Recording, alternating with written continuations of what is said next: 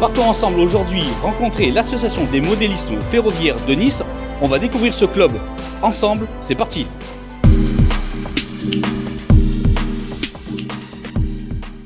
Bonjour et bienvenue dans LF Modélisme, votre chaîne qui vous parle de modélisme. Aujourd'hui, on se voit ensemble, nous partons à la rencontre d'un club à Nice, l'association des modélistes ferroviaires de Nice, plus exactement.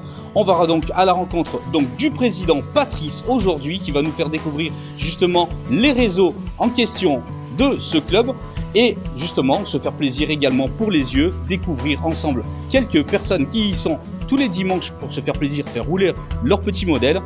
Sans plus attendre, nous partons ensemble découvrir ce club. Bienvenue dans LF Modélisme, c'est de suite.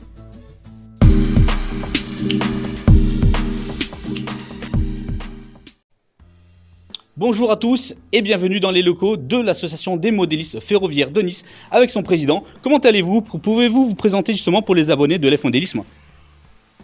Alors bonjour, je m'appelle Patrice Bulot. Je suis tout nouveau président de l'association des modélistes ferroviaires de Nice, qui est un club qui aujourd'hui a fêté ses 62 ans et 30 ans de présence à l'intérieur des locaux où nous nous trouvons actuellement. L'association, ça représente environ 30 personnes et nous avons aujourd'hui 3 réseaux principaux, un réseau HO, un réseau N et un tout nouveau réseau qui est le réseau numérique, qui est un petit peu plus petit mais qui permet aux gens qui ont des nouvelles machines avec la nouvelle technologie de décodeur de pouvoir venir travailler.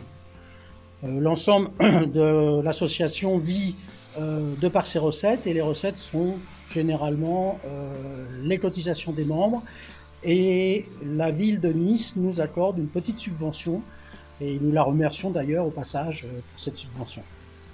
Alors d'accord, c'est super, donc vous avez de nombreux réseaux qu'on va découvrir ensemble, mais quelles sont les activités principales de votre club, des associations? Est-ce que vous organisez aussi des journées à thème justement dans votre association?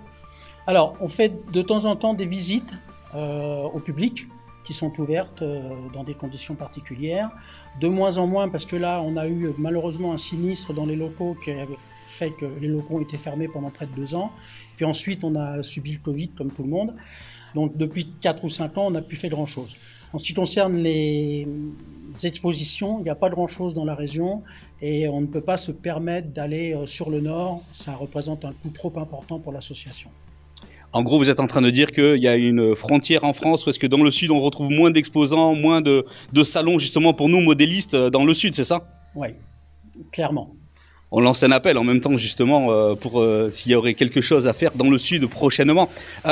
Et plus en profondeur justement en parlant de votre association justement qui a dit que depuis de nombreuses années justement, vous avez des super réseaux. Vous êtes tout le monde met main à la pâte pour travailler, pour faire les réseaux, l'entretien, etc. Parlez-nous-en justement. Alors le problème c'est que sur 30 membres qu'on est aujourd'hui approximatif, bon ça varie d'une année sur l'autre de quelques personnes, on n'a quand même pas beaucoup de gens qui travaillent sur les réseaux proprement dit.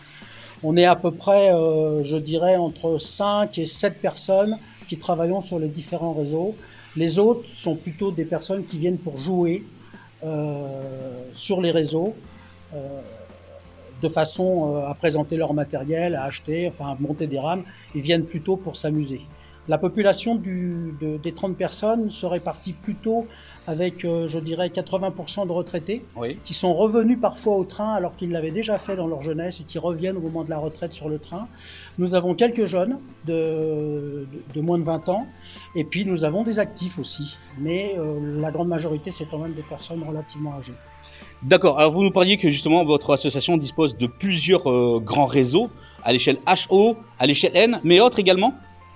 Alors on a un réseau HO métrique, qui est un réseau d'exposition, mais qui est installé en fixe ici, ce qui correspond à 5 modules, mais aujourd'hui on a la place de mettre que 2 modules. Et on a aussi un réseau d'exposition qui est en N, qui est dans une petite salle, qui lui représente 11 mètres linéaires. Et là on a, vous le verrez tout à l'heure, on a 3 modules d'exposés en permanence. Bon, eh ben c'est tout ça, c'est super, justement. Bon, on va aller découvrir ces réseaux-là. Président, qu'est-ce qu'on va voir en premier comme réseau, justement? Alors, je pense qu'on va commencer par le réseau N, parce qu'il y a une personne qui va prendre ma place et qui va vous parler un petit peu du réseau N, parce qu'il le connaît un petit peu mieux que moi, puisque je vous ai dit, je suis relativement récent dans le club. Ça fait 6 ans que je suis là, mais ça fait qu'1 an que je suis président. Donc, on va commencer par le réseau N, qui est un réseau normalement analogique, mais qui permet de faire tourner par une bascule en numérique entièrement. Ensuite, on attaquera par le réseau HO ici, qui est un réseau analogique, mais en technologie courant haché. D'accord ?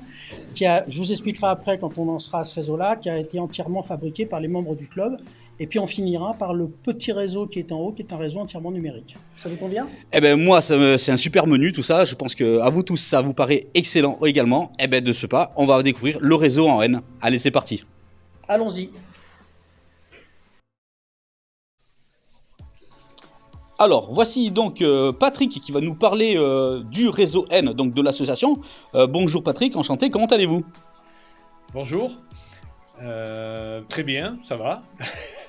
Alors, c'est vous qui allez nous présenter justement donc ce réseau N. Pouvez-vous nous parler un petit peu du travail accompli sur ce réseau, un petit peu le thème de celui-ci et quelles sont les méthodes employées et bien entendu que tout le monde aimerait savoir aussi l'organisation par rapport à l'analogique ou au digital. C'est un réseau en tour de pièce, bouclé, en os, on peut dire en os de chien. Il est à la fois digital et analogique. On peut basculer de l'un à l'autre. On peut faire tourner en digital 4 à 6 trains. 3 dans un sens maximum, 3 dans l'autre. Il y a 2 voies, double voie. En analogique, bon, bien sûr, on est limité à 2 trains. Ce serait difficile de voir plus. Après, c'est une inspiration de la région, quand même, puisqu'on retrouve des scènes comme où on voit le paysage de Saint-Janet, le Baou, un petit peu, et puis les reliefs de la Provence, quoi. C'est à peu près ça, quoi. Le réseau n'est pas tout à fait fini, il y a encore des parties qui sont à terminer, genre la gare en terminus, la gare de triage, la zone de dépôt qui est à terminer aussi. Voilà, il y a pas mal de boucles de retournement pour faire repasser dans un autre sens. Et justement sur ce réseau-là, justement, on est là, on joue plus au train ou on est beaucoup plus spectateur de ce réseau en fait? Disons que c'est les deux. Il y a beaucoup plus de spectateurs on est peut-être 5 ou 6 à jouer au train maximum ici. En N, il y a quand même moins de gens qui jouent en N qu'en HO. Oui, je comprends tout à fait. Par contre, c'est vrai que on verra donc à l'image plusieurs petites images et vidéos donc de ce réseau, de celui-ci. Essentiellement, qu'est-ce qu'on fait tourner comme belle RAM sur ce réseau? Il y a un peu de tout, des rames anciennes ou assez récentes, françaises ou même étrangères, comme là. Vous pouvez voir une rame avec une loco de type anglaise, et puis une autre rame comme le Railjet autrichien. Enfin, il y a un peu de tout, des wagons de marchandises et des voitures voyageurs. Mais il n'y a pas d'époque précise. D'accord, on va voir ça ensemble. Justement, on voit que le réseau il est bien travaillé. Quelles sont les techniques un petit peu employées pour faire les décors, etc. Qu'est-ce que vous utilisez justement? Alors là, il y a plusieurs techniques.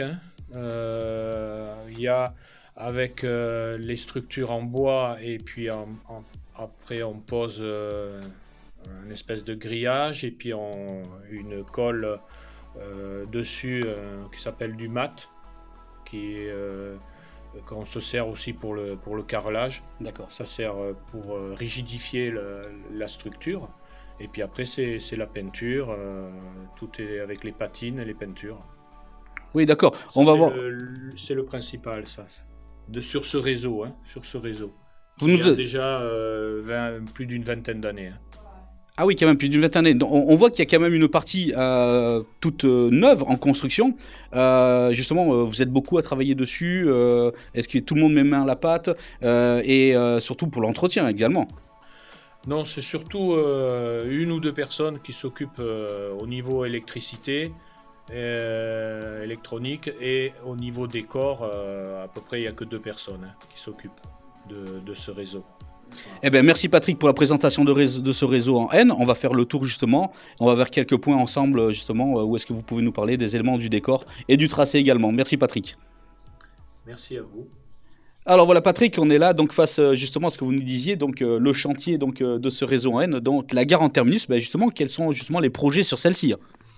Alors sur cette gare elle-même, qui est pas, donc on voit qu'elle n'est pas terminée, tout autour devrait y avoir on a prévu de faire circuler un tram. Donc avec une route pavée et un tram tout autour. Après, il y a encore le décor à finir, hein, puisque là c'est encore le bois brut. Mais pour l'instant, il y a quand même quelques difficultés puisqu'il y a des trappes d'ouverture pour accéder en dessous, car le réseau, lui, en dessous continue. Hein. Il passe en dessous de la gare. Il y a une partie qui va au-dessus en terminus et une partie en dessous qui fait une boucle et qui repart dans deux sens différents. Donc là, il y a encore beaucoup de travail, quoi. D'accord, ben merci pour cette explication. On va aller faire un petit tour de réseau justement avec la caméra pour voir ce que ça donne. Merci Patrick en tout cas. Merci à vous.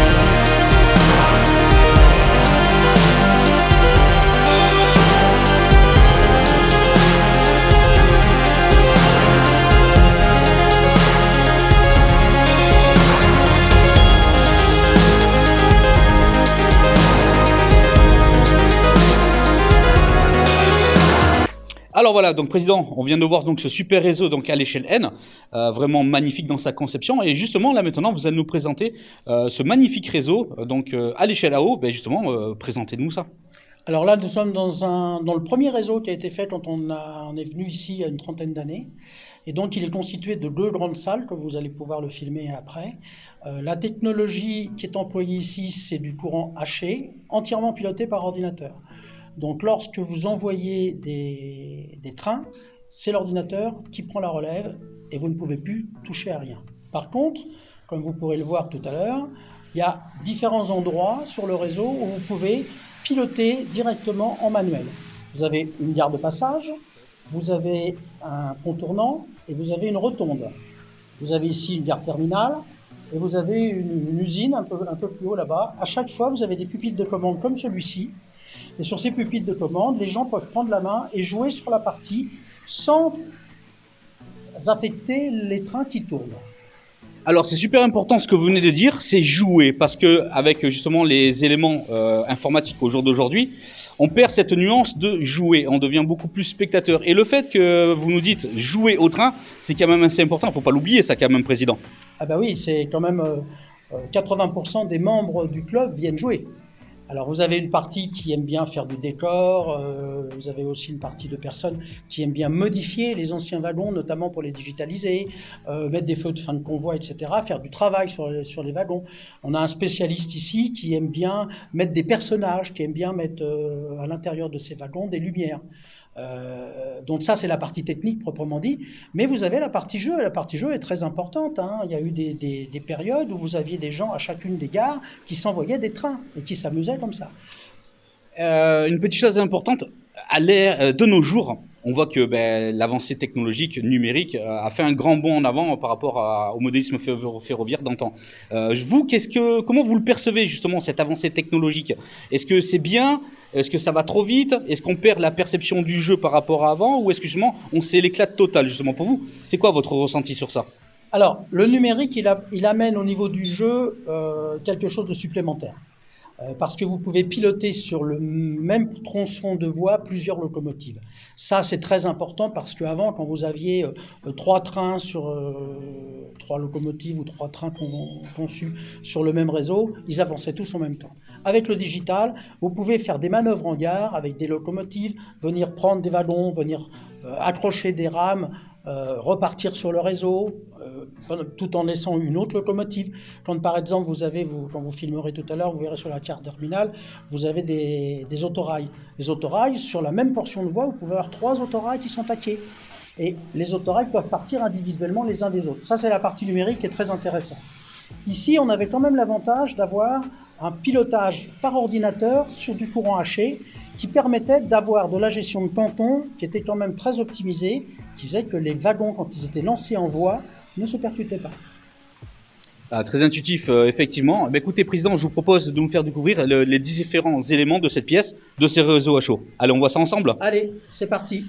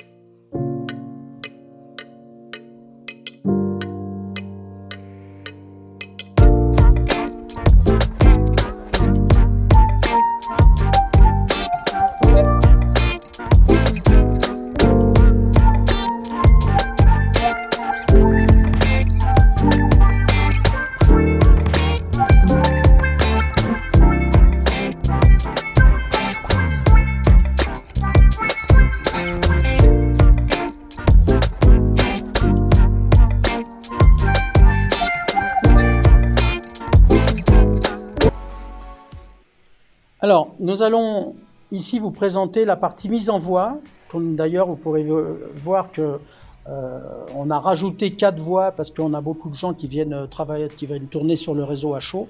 Donc, on confectionne les trains ici, on fait la mise en voie, et une fois que la mise en voie est faite, on part sur la gare de passage. Sur la gare de passage qui se trouve derrière moi, où on va aller tout de suite, vous avez la possibilité d'avoir 2, 4, 6 voies.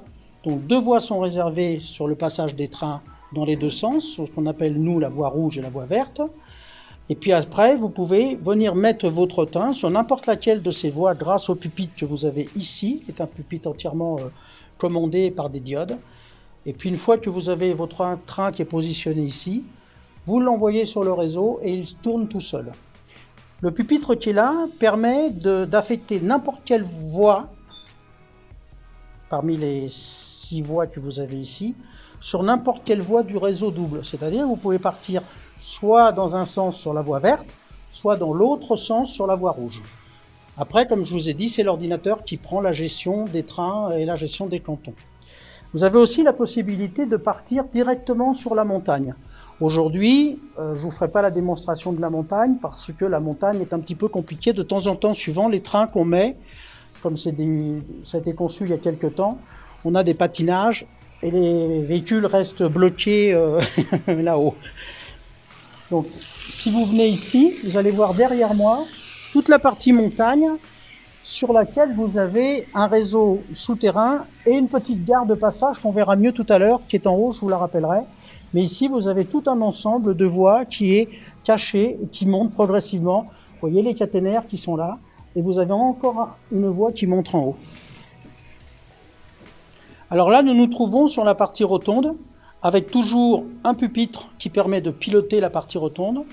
La rotonde a une particularité, c'est qu'elle a été faite entièrement construite par un membre du club. Elle est construction intégrale. Bien entendu, le pont tournant est un pont tournant du commerce Fleischmann, mais la rotonde, elle est construite, c'est une construction intégrale par un membre du club.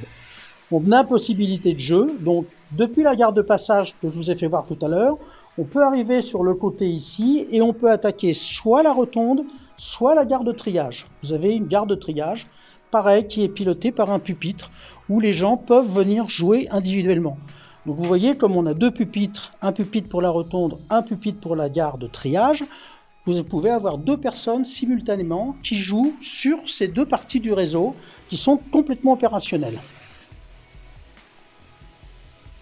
On retrouve derrière moi toute la partie montagne sur laquelle vous pouvez voir des réseaux avec les viaducs, les ponts, les cachets. Vous avez tout un réseau caché de voies avec une petite gare terminale que vous devriez voir tout en haut là-haut qui permet d'arrêter les véhicules et qui est entièrement commandé par l'ordinateur aussi depuis le pupitre. Vous avez un petit village qui est à refaire. Comme je vous ai dit, on a eu un sinistre. On a été obligé de couvrir l'intégralité du réseau pour que le bailleur puisse refaire l'intégralité des distributions d'eau, ce qui nous a occasionné quelques dégâts sur le réseau. On le reprend petit à petit, mais c'est vrai que ça représente une certaine partie.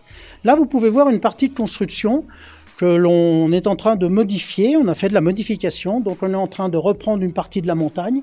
On a repris une partie, je suis désolé pour l'outillage, on a repris une partie donc du barrage, et puis on est en train de reconstruire cette partie avec le viaduc qui devrait être terminé, je pense, pour le début de l'année prochaine. Donc là, c'est pareil, hein, vous avez donc on retrouve les 2 voies, ce qu'on appelle nous les voies double sens, la voie rouge et la voie verte, qui permettent donc de circuler. Et vous avez encore une fois des gares cachées derrière la montagne et une partie de gare dont on peut, depuis la montagne, accéder sur cette partie supérieure-là. Et pareil, on retrouve un pupitre de commande qui permet de piloter les trains sur les 3 voies de la gare qui sont là-bas et qui permettent donc de partir dans un sens ou de partir dans l'autre. Et là encore, on peut avoir une personne qui joue uniquement sur la gare. C'est assez grand, donc on a quand même pas mal de choses. Vous avez un petit pont tournant qui est là-haut dans l'angle et vous avez tout un ensemble de... La glace qui est là-haut permet justement c'est la petite astuce qui permet justement de voir ce que l'on fait sur le réseau.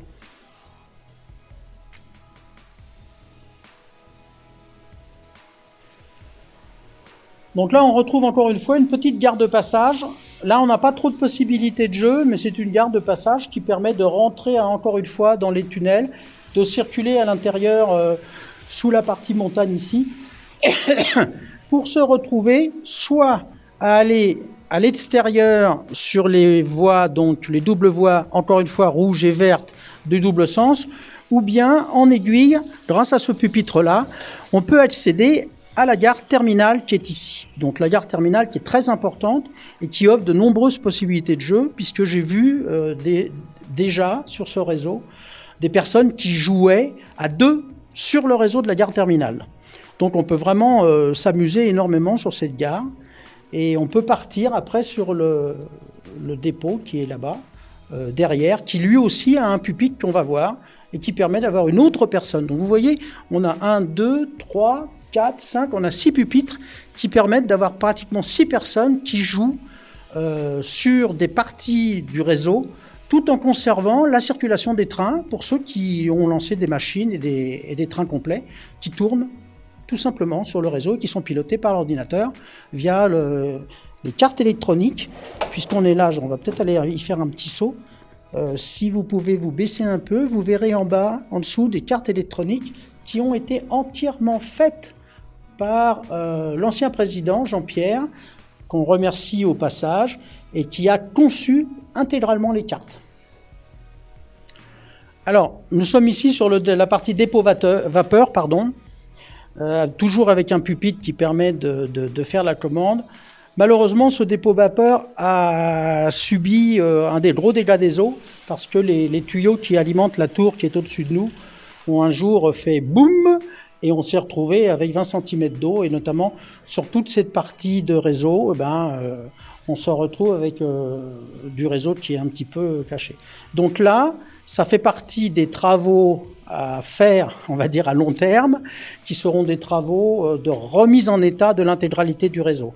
Alors il y en a une partie qui fonctionne, et puis la partie là qui a été complètement inondée, qui malheureusement ne fonctionne plus, il faut tout reprendre. Donc, la partie qui est ici est la partie ordinateur, comme je vous ai expliqué tout à l'heure, le programme a été entièrement conçu par Jean-Pierre, notre ancien président.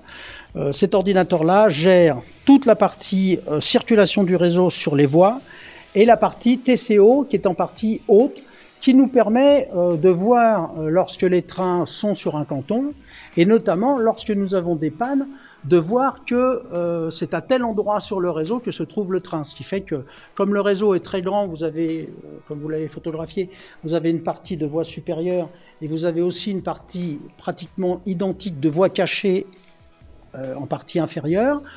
Ça permet quand même de voir à quel endroit se trouve le train lorsqu'il a été arrêté, si des fois on a une panne. Et ça, c'est de la construction intégrale. Le petit boîtier que vous voyez ici, c'est un boîtier qui a été également construit par nous, qui est la digitalisation de ce réseau. Alors, je ne vous ai pas expliqué, on a fait un essai de digitaliser le réseau. Ça fonctionne, mais par contre, comme la gestion des feux est entièrement prise par la détection des cantons et par l'ordinateur, bien entendu, lorsqu'on digitalise le réseau, on n'a plus de feu et on n'a plus de cantons. Voilà.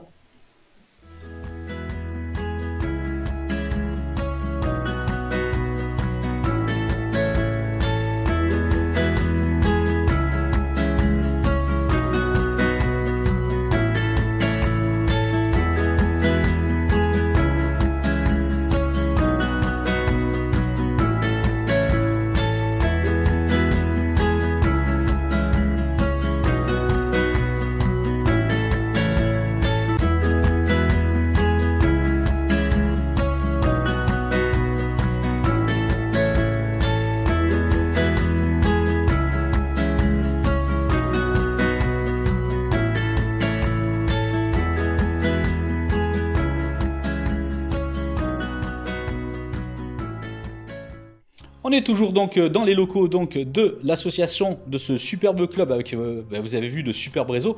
Et là justement, le président nous en avait parlé du dernier réseau qui a été fait justement il y a peu de temps. Et c'est avec Jacques qu'on va voir ça. Comment ça va, Jacques? Quel est votre rôle justement au sein de l'association? Voilà, bon, je suis Jacques, vice-président du club depuis peu. Et le rôle, c'est membre comme tout le monde. Et puis en fait, je m'occupe un peu du digital parce qu'on commence à venir au digital. Tout le monde ne peut pas, comme c'est un club, beaucoup de gens fonctionnent encore en analogique et on ne peut pas imposer la pose de décodeur sur tout le matériel des membres. Ici, c'est un peu réservé au digital puisqu'on ne peut pas, une loco digitale peut rouler en analogique, mais pas l'inverse. Voilà. Donc ici, sinon, il y a le problème. Hein. Sinon, ça sent le roussi et ça brûle. Voilà. Et voilà. Donc tout est digital. On a une centrale, une DR5000, qui fonctionne soit avec une manette Roku ou également en Wi-Fi avec nos téléphones portables. Alors, les grandes lignes justement de ce réseau, c'est le dernier né justement. C'est le dernier né. Et justement, c'est parti de quelle inspiration et le projet il a débuté comment justement? Alors, on a eu il y a 4-5 ans des membres qui ont commencé à initier le digital. Donc, il est vrai que le grand réseau peut être basculé en digital, mais ça exclut toute personne qui veut rouler en analogique à ce moment-là. Donc, de là, on a récupéré cet endroit et on a construit un réseau. Bon, c'est pas moi qui l'ai construit, c'est Patrick, un membre du club, qui a pratiquement tout réalisé. Et Jean-Pierre, un ingénieur à la retraite, qui lui a fait tous les câblages et tout le système électronique. Alors justement, spécificité de ce réseau, c'est un tour de pièce. Qu'est-ce qu'on rejoint une époque spéciale? Parlez-nous un petit peu justement de ce réseau. Alors, un tour de pièce, oui, avec une partie centrale qui est une gare terminus. Voilà. Donc, on a une petite gare de passage là-bas et on a 3 voies principales. Donc, la voie extérieure sert à la mise en voie puisque c'est celle qui communique avec la gare. Et ensuite, par le jeu d'aiguillage, on passe d'une voie à l'autre sans problème. Voilà. Les petites contraintes du digital, c'est que les aiguillages doivent toujours être ouverts dans le bon sens, sinon ça fait un petit court-circuit et ça en fait, bon, c'est rien, on relance, mais il faut éviter de le faire. Voilà. Bon, on va voir ensemble ça, Jacques. On va faire un petit peu le tour de ce réseau et puis vous allez nous expliquer un petit peu les spécificités autour de celui-ci. On y va? On va voir ça ensemble? On y va.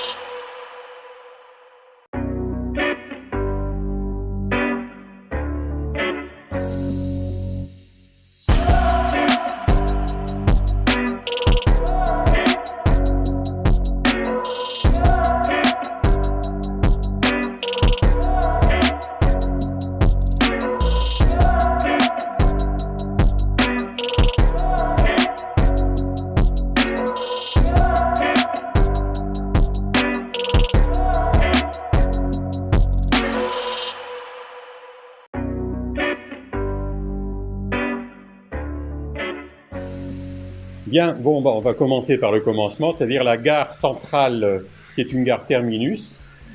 Elle nous permet de disposer des rames, et l'exiguïté de la pièce ne nous permet pas d'avoir des rames très très longues, comme dans le réseau à chaud du bas. Par contre, c'est suffisant, on tourne à 5 voitures, ça va très bien. Pour sortir de la gare, nous avons un petit pupitre qui commande la totalité des aiguillages de ce secteur. avec impérativement ouvrir la bonne voie pour que la locomotive ne disjoncte pas. Voilà. Là, un petit triage, donc, qui est servi aussi par le pupitre. Et lorsqu'on sort, donc on peut sortir par la gauche ou par la droite. Et le fait d'avoir un décodeur digital, ça permet de faire des marches arrière et de pouvoir rentrer comme on veut et sortir comme on veut de la gare et du réseau. Voilà. Bien, alors, donc la gare sort par ici et donc par le jeu des aiguillages, on sort gauche-droite avec une possibilité de faire des marches arrière, enfin c'est des manœuvres.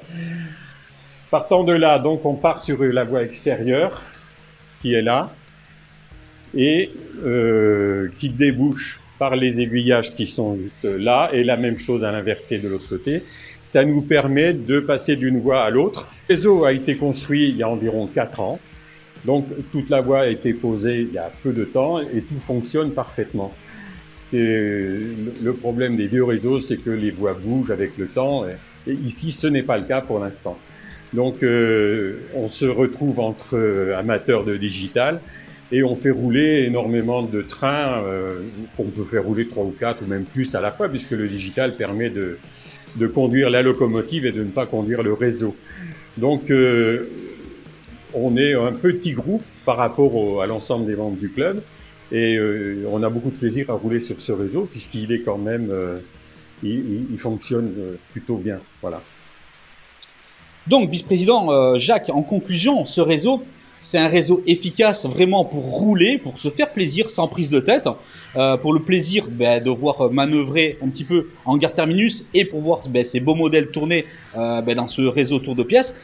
Justement, avez-vous quelque chose à ajouter? Mais je pense que le plaisir avant tout, hein, c'est ça. Hein. Le plaisir avant tout, parce qu'on a beau être un peu âgé maintenant au niveau du club, on est resté grands enfants. Et le plaisir, en fait, c'est de rouler, d'amener des jolies rames, de faire de belles compositions et de prendre du plaisir ensemble avec nos amis. Donc voilà. Eh bien, Jacques, merci de nous avoir présenté ce super beau réseau. Faites-vous plaisir avec vos modèles. Et puis, je vous dis à très vite. À bientôt, Jacques. Merci à vous. Je l'espère aussi. À bientôt.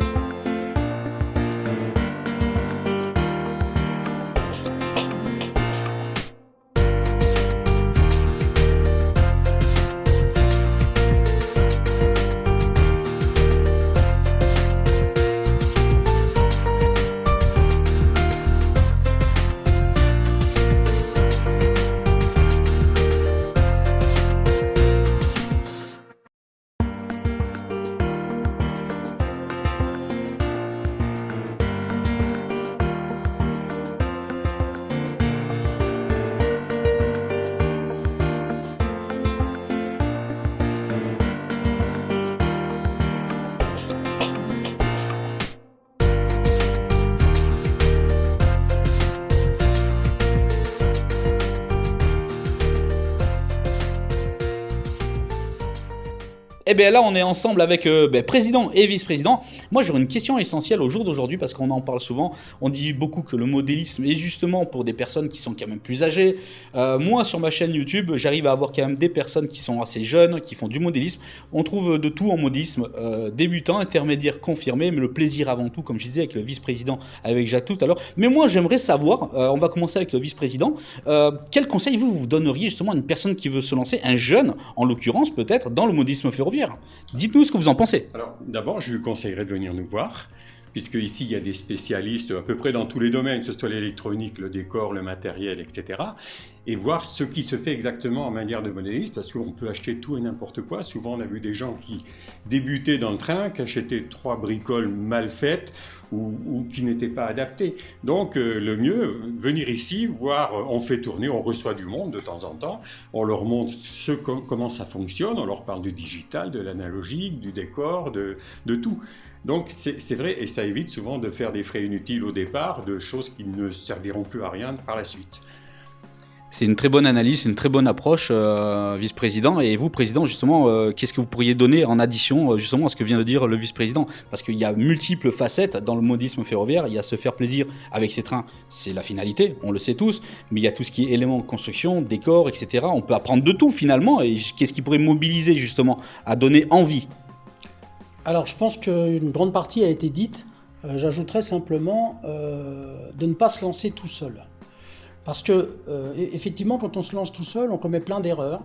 Et l'avantage d'être dans un club, c'est de pouvoir, si on a la place et la disponibilité chez soi, de se monter un petit réseau, mais avec les conseils, comme a dit Jacques, de gens qui ont l'habitude de faire soit du décor, soit de l'électricité, et qui peuvent amener un conseil précieux à des gens qui n'ont jamais fait de train, de modélisme.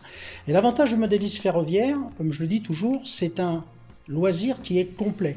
C'est-à-dire que c'est un loisir qui touche le décor, qui touche le patinage, qui touche les rames, qui touche l'électronique, qui touche l'électrification d'un réseau. Donc il y a plein d'aspects différents. Et dans un club, vous avez, comme l'a dit Jacques tout à l'heure, ces spécialistes qui sont là et qui peuvent vous aider. Après, vous pouvez partir, quand vous avez passé quelques temps dans le club et que vous avez acquis une certaine expérience, vous pouvez partir de vos propres ailes. Mais surtout, ne pas se lancer. On peut aujourd'hui concevoir un réseau chez soi à moindre frais. Tant sur la partie décor, qui peut être faite avec du matériel de récupération, parce qu'on peut très bien travailler et ne pas acheter des produits du commerce qui sont relativement chers, que sur le matériel roulant, où vous pouvez arriver à trouver du matériel roulant relativement bon marché dans des foires, où vous pouvez donc acheter du matériel de qualité. Alors, quand vous ne connaissez pas, vous vous faites avoir. Parce que les gens, ils ont toujours l'impression de vous vendre des trésors. Et puis parce qu'une locomotive, elle est des années 70, ils vont vous la vendre comme collector, collection. C'est pas vrai du tout. C'est un prix. Les locomotives, les wagons ont un prix. Et pour un jeune qui débuterait, il est plus intéressant d'acheter du matériel, je dirais, de bonne qualité, mais à faible coût, plutôt de se lancer directement dans du matériel neuf qui va coûter relativement cher. Parce qu'aujourd'hui, je pense, mais je peux me tromper, que le coût du matériel pour les jeunes est peut-être un léger frein à ce modélisme qui offre plein de possibilités de jeu. Et puis, comme vous le dites, c'est vrai, c'est un frein. On sait tous qu'il y a 3 points essentiels. Il y a l'espace, les finances, puis il y a tout ce qui est aussi connaissance également. Se lancer trop vite dans un réseau trop complexe peut également freiner les ardeurs d'un jeune modéliste qui a vu un projet trop grand. Qu'est-ce que vous en pensez, vous, vice-président? Une personne qui se lance dans un trop grand projet et qui n'a pas de compétences, justement. Oui, ça peut aboutir à un échec total, puisque la personne qui n'arrivera pas à aboutir à son projet, il va finir par l'abandonner. Et avoir du dégoût. Voilà, après, c'est un abandon total du projet, carrément. Donc il vaut mieux, c'est vrai qu'il vaut mieux, quand je dis passer nous voir, passer dans un club, parce qu'il y aura sûrement un meilleur conseil que de prendre même sur eBay, sur Internet, sur tout ça. On a beaucoup d'informations par YouTube, on a des plans de réseau, on a tout ça, mais si on ne touche pas la chose de près, c'est difficile vraiment de se faire une idée exacte de ce qui nous attend. Et justement, vous mettez le doigt sur quelque chose qui est très intéressant, et justement, je vais me tourner vers le président également. Vous parlez de YouTube. Justement, président, vous, comment est-ce que vous voyez l'arrivée justement de ces réseaux sociaux au jour d'aujourd'hui que vous n'avez pas à une certaine époque? Justement, on trouve de tout. Des tutos, des explications, comment bien se fournir. Vous voyez ça d'un bon œil? Vous voyez beaucoup de personnes justement qui exposent un petit peu tout et rien, et il faut faire la lessive quant à prendre son choix, quoi. Alors voilà, exactement, vous avez tout dit. Les vidéos qu'on trouve sur YouTube, certaines sont très bien faites parce que comment on appelle ça, le training est fait de façon très lente. Et ça, c'est très important. Et puis, vous en avez d'autres qui font ça un petit peu à la dilettante, qui vont à toute vitesse, et ça finit par être très pénible parce que vous avez la caméra qui, au lieu de filmer correctement un réseau ou des wagons, ou même des façons de faire, vous avez des gens qui font des très très bonnes vidéos. Je peux nommer quelqu'un? Vous pouvez. Je vois par exemple Renaud Hiver, qui est un passionné de modélisme. Il fait des vidéos. Je connais ce monsieur. Je pense que ce monsieur n'est plus à présenter sur les chaînes YouTube. Il n'est plus à présenter, mais il a vraiment des vidéos de très très haute qualité. Et Renaud, je te salue encore une fois. Mais vraiment, c'est le genre de personne qui amène beaucoup pour le modélisme, parce qu'il vous explique le câblage, il vous explique la patine, il vous explique comment faire un réseau, il vous explique plein de choses. Donc ce genre de personnage, il y en a plein. Et puis il y en a d'autres qui veulent faire mais qui font pas bien. Bon, c'est comme ça, hein, c'est la vie. Il faut aller piocher, mais ça ne remplace pas, YouTube, ça peut amener un complément, mais ça ne remplace pas la vie d'un club. Bon, c'était justement les bons conseils pour si vous avez envie de débuter donc dans le modélisme ferroviaire du vice-président et du président. J'espère que ces conseils vous seront profitables et en tout cas, voilà, donc il faut toujours prendre le bon et le moins bon et en faire vraiment en tirer une bonne conclusion dans le modélisme ferroviaire. Autrement, on peut arriver à un dégoût, mais c'est pas le but. Le but, c'est vraiment de faire tourner nos petits trains. Vice-président, je vous remercie justement d'avoir répondu à ces questions, de nous avoir présenté ce réseau. Et président, on va se voir ensemble pour la conclusion, le mot du président, comme on dit. Merci à vous en tout cas. Pas de problème. Bon, Patrice, le reportage va bientôt toucher à sa fin. En tout cas, encore merci de m'avoir ouvert les portes donc, de l'association. Mais avant de faire cette conclusion, justement, j'aimerais vous demander à vous, en tant que modéliste, qu'est-ce qui vous tient à cœur? C'est votre minute à vous. Exprimez-vous sur le sujet que vous avez envie. C'est pour vous, c'est votre minute. Alors, je vais passer un appel. Je pense qu'il y a beaucoup de modélistes ferroviaires sur PACA et que certains sont chez eux, dans leur coin. Et vous avez des clubs, hein, il n'y a pas que le nôtre, hein, il n'y en a pas autant que dans le nord de la France, mais vous en avez quand même. Et je pense qu'il ne faut pas que ces personnes se sentent isolées et qu'elles viennent nous pousser la porte. Alors nous, on les reçoit en visite, après ils peuvent s'inscrire ou ne pas s'inscrire dans le club. Je ne fais pas spécialement de la publicité pour notre club à nous, mais je pense qu'il faut que les gens poussent la porte. Et les jeunes, il ne faut pas qu'ils hésitent à venir nous voir. Parce que vous avez peut-être certains jeunes qui auraient envie de faire du modélisme ferroviaire. Moi, je vais souvent dans des expositions, je participe à des foires, et je connais pas mal de fournisseurs, et on voit qu'il y a des jeunes qui tournent, mais on ne les voit pas dans les clubs. Alors c'est un petit peu dommage, parce que ces jeunes-là, ils viendraient apprendre avec nous, et nous, on les reçoit. Alors quand je parle de jeunes, je parle d'adolescents, hein, je ne parle pas de gamins de moins de 14 ou 15 ans. Après, je pense que le deuxième frein au modélisme ferroviaire, c'est peut-être le coût des matériels. Aujourd'hui, on arrive à des prix qui frisent, pour certains constructeurs, la démence. On sait que ces matériels sont fabriqués pour la plupart à l'étranger, dans des pays où la main-d'œuvre est moins chère. Je pense qu'ils veulent faire beaucoup d'argent avec des machines qui sont achetées à l'étranger un petit peu moins chères.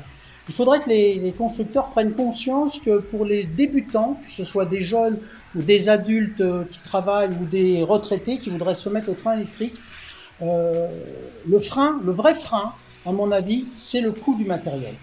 Parce que là, on arrive à des prix qui sont quand même, quand vous voyez que certains wagons arrivent à des prix de 80 € pour des wagons de voyageurs et des wagons de marchandises qui frisent les 54-55 €, personnellement, je trouve que c'est dément. Hein. Ça me paraît beaucoup trop cher. Donc, messieurs les constructeurs, rabaissez un petit peu vos prix et ne vous adressez pas qu'à des personnes qui sont passionnées par le modélisme ferroviaire et qui sont prêts à mettre n'importe quel prix dans leur joujou. Adressez-vous aussi un petit peu aux gens qui ont un peu moins d'argent, qui voudraient rentrer dans ce loisir, mais qui n'en ont pas financièrement la possibilité. Eh ben, moi, je trouve ça très raisonnable, justement, ce que vous venez de dire, parce que c'est vrai que le budget, on n'est pas tous riches, et qu'on sait tous que le modélisme ferroviaire, l'addition se veut salée très rapidement, donc on le sait très bien. Mais bon, si on veut se faire plaisir, à moindre coût, il faut essayer d'être intelligent, vous l'avez assez rappelé, et c'est vrai que les fournisseurs tapent un petit peu sur les prix. Voilà. Alors l'avantage du club, si je me permets de vous couper, l'avantage du club, encore une fois, c'est de permettre à des gens qui pratiquent ce loisir d'acheter leur matériel et de venir tourner au club gratuitement, enfin moyennement une cotisation, mais de venir tourner au club. Donc ça ouvre quand même des possibilités, c'est-à-dire qu'ils n'ont pas à construire un réseau chez eux, ils viennent s'amuser au club. En tout cas, dans la vidéo et dans la description de celle-ci, vous aurez donc les liens disponibles pour entrer en contact avec l'association, si toutefois vous êtes intéressé pour rejoindre le club, sur la région donc niçoise, bien entendu. Moi, c'était un réel plaisir que de découvrir vos réseaux, l'équipe ici qui est fort sympathique. Moi, je vous dis merci d'avoir ouvert les portes de votre club pour faire découvrir justement cet univers, le vôtre. Ici, il y a une très belle équipe et j'espère que vous voir bientôt pour notre présentation modulaire. Apparemment. Pas de problème, on a 2 modules, un de 11 mètres et un qui doit faire pas loin de 10 mètres d'ailleurs, qui sont un module à chaud et un module à N, qui normalement sont des modules qui sortent en exposition. Mais comme je vous l'ai dit il y a quelques temps, on ne fait plus beaucoup d'expositions pour des questions de coût, encore une fois. Eh ben, merci en tout cas, Président. Un petit mot pour la communauté de LF Modélisme, en tout cas. Très bonne présentation, bon présentateur, et regardez ces vidéos. Eh ben, merci à l'association. Moi, je vous dis à très vite pour d'autres reportages. Ce sera peut-être chez vous. À bientôt. Au revoir.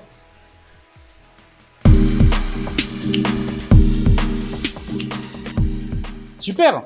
Super. Je pense qu'on a fait le tour de pas mal de choses. Hein. Oui, voilà, on a bien... Ah là, on a bien. Donc, c'est pour toujours. Et comment dire, quand vous voyez que c'est terminé, il y a toujours une pause de 5 secondes.